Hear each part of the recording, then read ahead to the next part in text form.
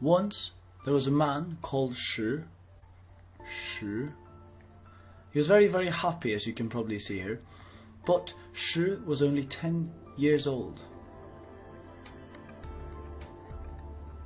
Shi, as you can see, had a very lovely and loving family, and also a lot of friends that he all loved as well, and they were all very happy together. Until one day when Shi didn't wake up, he simply just died. Very, very unfortunate.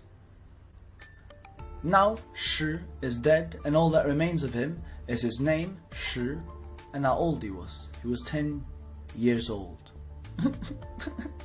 Maybe you knew this character already, but now you definitely know it though. Let's learn how to make numbers. From 10, the character 10 is the character is 10 that I'm talking about.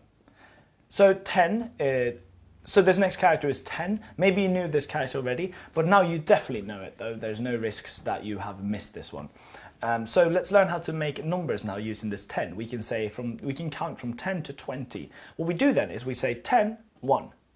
Chinese is such a straightforward language, and one of the theories behind why Chinese people are so good at maths is because their own number system is so simply built. So they just simply say, for 10 they say 10, and for 11 they say 10, 1. For 12 they say 10, 2. For 19 they say 10, 9. So let's count then. 10 is 10, 11, 12, 13, 14, 15, 16, 17, 18, 19.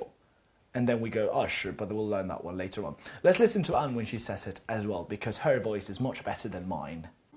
10, 11, 12, 13, 14, 15, 16, 17, 18, 19, 20.